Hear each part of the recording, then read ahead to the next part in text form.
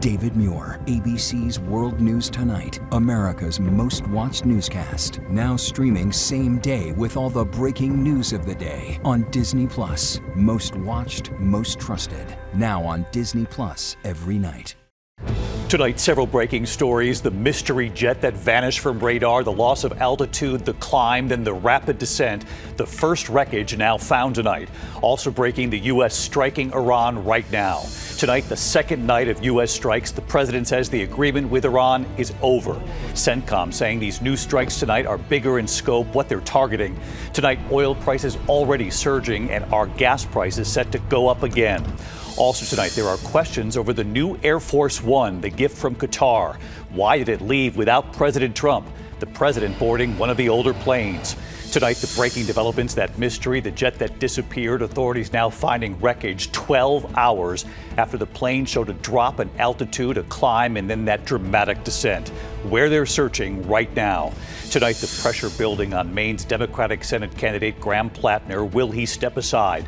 Top Democratic supporters, including Bernie Sanders, saying it is time to go. Will he drop out tonight? In New York City, 24 hours after urgent evacuations, the race tonight to shore up the building officials feared could collapse. What they're doing inside the building to keep it standing. Eric Gutersky right on the scene for us again tonight. This evening, the father killed by ICE in Houston. ICE tonight saying he tried to ram an officer's vehicle. The family and their tearful plea disputing that account. The FBI now involved tonight. A man accused of attempted murder leading officers on a high-speed chase right across a busy golf course. The dangerous heat gripping much of the nation again tonight, the heat index soaring into the triple digits. Sam Champion here with the forecast. The dramatic images coming in from Venezuela, the drone images, the rows of hand-dug graves now, the staggering toll revealed from those two earthquakes. James Longman reporting. Tonight, news of a tragedy just outside New York City. A 7-year-old girl struck by a school bus. The hot air balloon slamming into a car on takeoff. And look at this tonight, the rare sighting off the coast here in the Northeast, the great white shark, and what scientists are saying about this tonight. From ABC News World Headquarters in New York, this is World News Tonight with David Muir. Good evening. We begin tonight here with several breaking stories. The jet that disappeared from radar, the first wreckage now found 12 hours after it disappeared. And the other breaking story at this hour, the U.S. striking Iran right now. A U.S. official telling ABC News at this hour tonight's operations are bigger in scope, meant to degrade Iran's ability to threaten ships in the Strait of Hormuz. CENTCOM releasing images of last night's attacks, saying they struck defense systems and coastal radar. Iran tonight saying it has targeted U.S. military installations in Bahrain and Kuwait, and tonight promising more retaliation. And this evening, amid these new U.S. strikes on Iran, oil prices already surging and our gas prices set to go up again. Rachel Scott leading us off tonight. Tonight, as the U.S. launches a new attack on Iran, the second in 24 hours, President Trump now declaring the ceasefire over. I think it's over. I don't want to deal with them anymore. They're scum. You know what scum is? There's something wrong with them. They're cuckoo. The new U.S. strikes hitting Iran's coastal radar sites and anti-ship missile locations. A larger attack than last night when 80 targets were hit. It comes in response to Iran firing on 3 cargo ships near the Strait of Hormuz. The big question, what comes next? Overnight, Iran launching missiles at U.S. bases in the Gulf. Those missiles intercepted. The Pentagon releasing video of more than 20 Navy warships patrolling waters near the Middle East. President Trump today sending mixed signals, first saying he would let peace talks continue, then a few hours later saying this. I'm not sure I want to make a deal with them. We can play games, but I'm not sure I want to make a deal. Let's just finish the job. And tonight, the calm has been shattered in the oil markets. Gas prices for Americans set to go up. The president asks, are we about to see full-blown war again? No, I don't think it's going to start again. I think it's going to go very quickly. They hit a couple of ships, and so we hit them much harder. When they hit, we hit. So let's get right to Rachel Scott live in Turkey tonight. And Rachel, amid this escalation with Iran right now and the surging oil prices already, there are also questions tonight about this new Air Force One, that gift from Qatar, and why it left Turkey tonight without the president. Yes, David, the president has been touting this new plane, so it was surprising when that Qatari jet left without him and headed toward the UK. The president said it was to give troops stationed there an opportunity to view the plane, but tonight it is raising new questions about whether security concerns played a factor. The president later departed Turkey on an older model of Air Force One, David. Rachel Scott leading us off tonight. Rachel, thank you. Tonight there are also breaking developments in that mystery, the jet that disappeared over the Arabian Sea. Authorities now finding wreckage 12 hours after the plane showed a drop in altitude, then a climb, and then a dramatic descent. We're there searching right now, and here's Gio Benitez tonight. Tonight, the first pieces of wreckage found just 12 hours after a cargo jet suddenly disappeared from radar over the Arabian Sea. 5 crew members still missing amid serious questions about what caused the plane to go down so abruptly. The Boeing 737 flying from the United Arab Emirates to Karachi, Pakistan late Tuesday with 5 crew members on board, but an hour into the flight, the pilot reporting problems with the plane's navigation system. There was some navigation problem. 3 minutes later, the aircraft seen on radar showing a loss of altitude, followed by a climb, and then suddenly descending rapidly at a pace of 22,000 feet per minute. The last few seconds of the flight of this aircraft were unusual. Wild oscillations, climbs, descents, and then just prior to impact, a very steep, very high-speed dive hitting the water. Air traffic control losing contact. How do you read? This is Karachi control on guard. Do you read? It will be the black box that solves this mystery, but they're going to look at things like night, weather, was maintenance done on the aircraft, was there spatial disorientation, or perhaps was this deliberate? The search for that crucial black box now underway. And David, the flight's operator, K2 Airways, says that they're cooperating with authorities and praying for the safety of their colleagues. David. All right, Gio Benitez reporting tonight. Gio, thank you. This evening, there had been pressure building on Maine's Democratic Senate candidate Graham Platner. The question, would he step aside this evening? There is breaking news on this story, and here's Jay O'Brien. Tonight in the nation's most closely watched Senate race, after a remarkable standoff with the Maine Democratic Party, disgraced Senate candidate Graham Platner ending his campaign. We believe that for the movement to continue,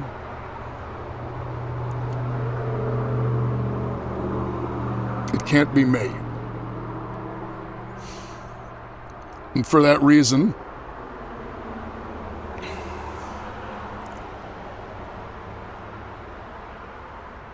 we are suspending campaign operations. Platner had gone underground since a former girlfriend accused him of sexual assault, which he denies. This is incredibly difficult because I know that some will think it's an admission of guilt, and it most certainly is not. Now the Maine State Democratic Party accusing Platner of essentially holding them hostage by demanding a say in who takes his place on the ballot. Unfortunately, Graham Platner's team has repeatedly reached out to us in an attempt to put their thumb on the scale. Top Democrats, including Senator Bernie Sanders, urging Platner to quit. Democratic voters like Kat Beatty of Bangor, Maine, saying the opportunity to beat incumbent Republican Senator Susan Collins is slipping away. So disappointed. I thought this year we would finally get Susan Collins out of office, and now we didn't vet our candidates, and now she's going to win again, and it sucks.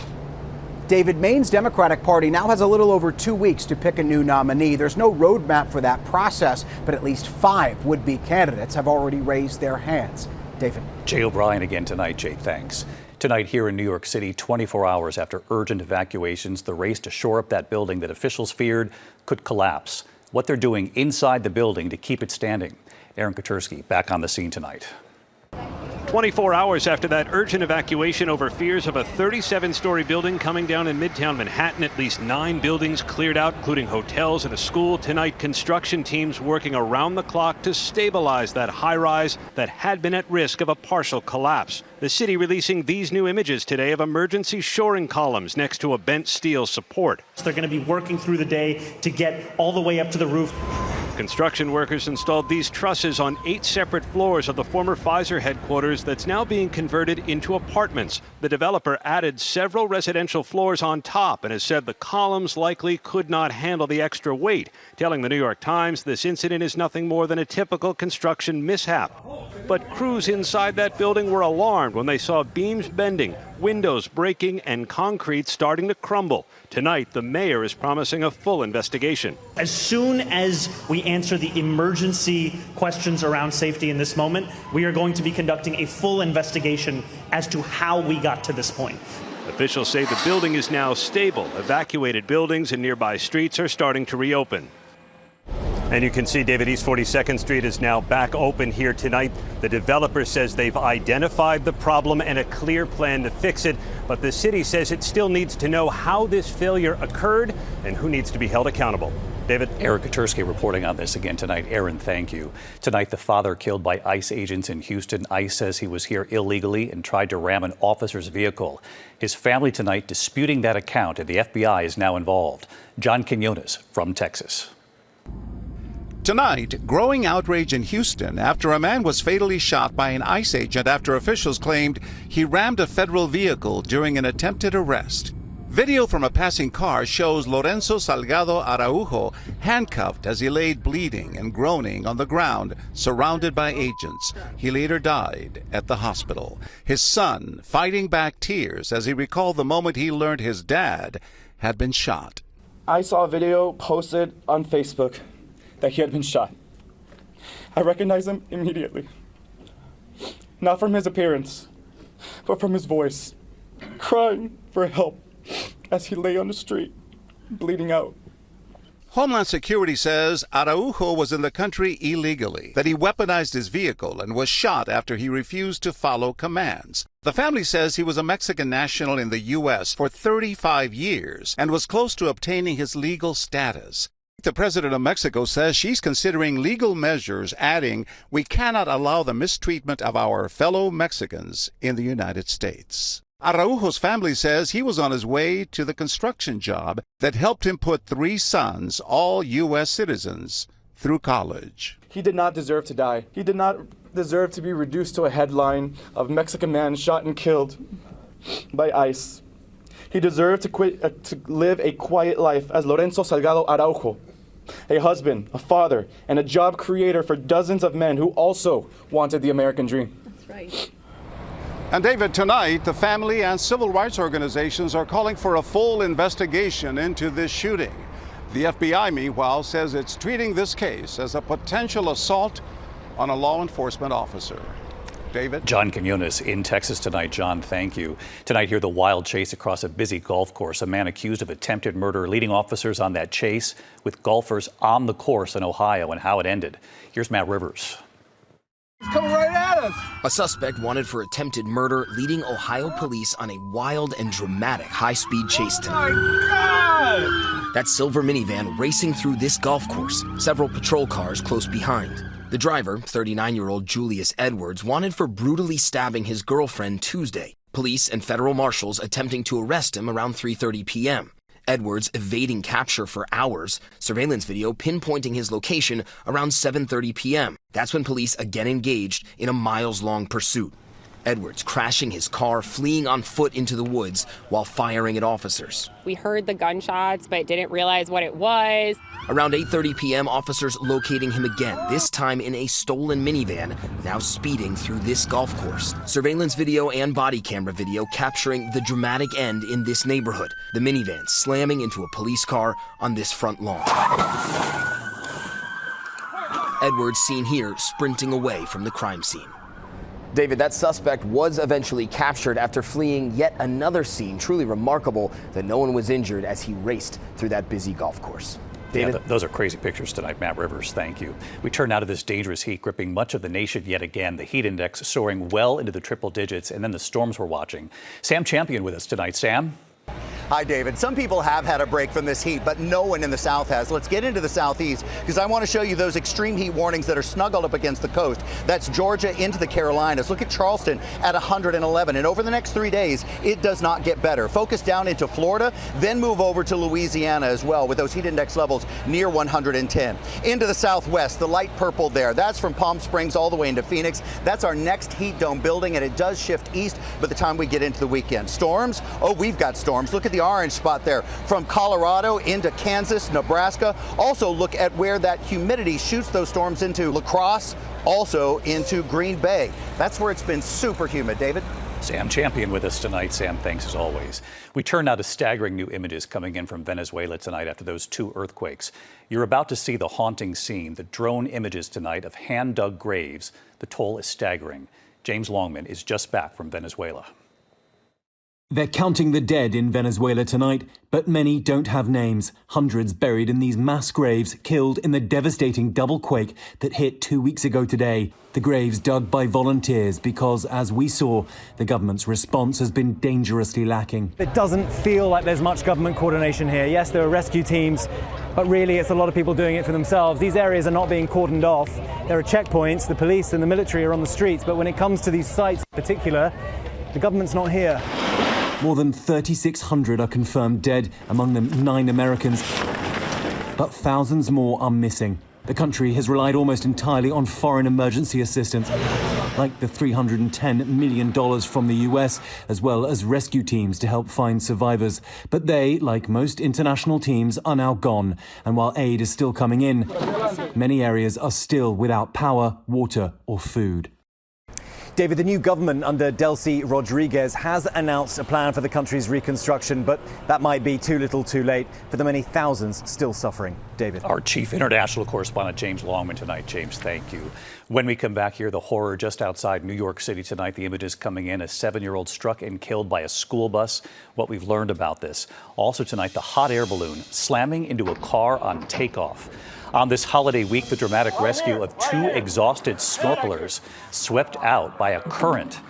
And look at this tonight, the rare sighting off the coast in the Northeast. This is a great white shark you're looking at. We'll tell you where and what scientists are saying about this tonight. A lot more ahead. I'll be right back. Tonight, outside New York City, the images coming in after a 7-year-old girl was killed after being hit by a school bus in suburban New York. Police say it happened in the Rockland County community of Muncie, about 35 miles north of New York City.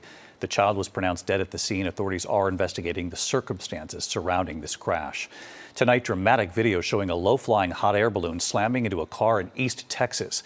Now, the images were captured by Caitlin Thibodeau, who said she and her son were about to book a hot air balloon ride, but after watching the scene unfold right in front of them, obviously the pair changing their mind, no one was hurt. When we come back tonight, the Snorkelers swept out to sea this holiday week in the urgent rescue effort to save them. And that great white shark spotted off the coast here in the Northeast. We'll tell you where, and you'll see the images right here in a moment. To the index of other news tonight, police say a shocking attack caught on camera. Oklahoma City police say a man threw a Molotov cocktail at another man in a wheelchair, then pushed him into the flames. Just horrific. The suspect was arrested and faces multiple felony charges. The victim suffered minor injuries. They say he is expected to recover. 2 snorkelers saved after being swept to sea. The 2 were rescued after a powerful current pulled them away from shore. It happened at Florida's Destin East Pass. That's about an hour east of Pensacola. Deputies spotted the pair waving for help and then pulled them to safety. Just incredible. Tonight, a breathtaking helicopter rescue. Crews lifting 2 stranded climbers from the steep slopes of Mount Saya in Montana's Glacier National Park after a fall left 1 injured. Both were unable to climb back down without help, but both are okay tonight. When we come back on the broadcast here, the rare sighting off the coast here in the Northeast, the great white shark, and you'll see it, the remarkable up-close view tonight. Finally tonight here, the rare shark sighting off Rhode Island. The images captured by a camera on a boat above the water. And then you'll see what that same camera captures when they put it underwater. That shark up close. Tonight, off the coast of Rhode Island, as summer kicks into high gear, marine researchers on a rare and remarkable sight. A great white shark swimming 13 miles off Rhode Island's southern coast. The nonprofit Atlantic Shark Institute documenting their finding, the young great white shark coming directly toward the camera underwater. An incredible, breathtaking close-up before the shark swims off. Great whites aren't uncommon in the waters off the Northeast, but they mostly congregate around Cape Cod, researchers say, and they're not often sighted in Rhode Island waters. And right here tonight, hey, David. John Dodd, executive director of the Atlantic Shark Institute, on the beach looking out directly toward where they spotted the shark. Over my shoulder about 18 miles. If you had a really long lens, you'd see that location. And tonight here, marine researchers say this great white shark sighting is actually a good thing. Shark health is ocean health, and ocean health is our health. Anyway, we wish everybody a really great summer season and have a great night. All right, bye, David. Bye to you. And researchers say this is all part of the ecosystem. The shark saying they're not alarmed by the sighting. I'm David Muir. I'll see you right back here tomorrow. Good night. David Muir, the most trusted, most watched newscast in America. And now, World News Tonight has won the Emmy for Best Live News Program for the 4th year in a row.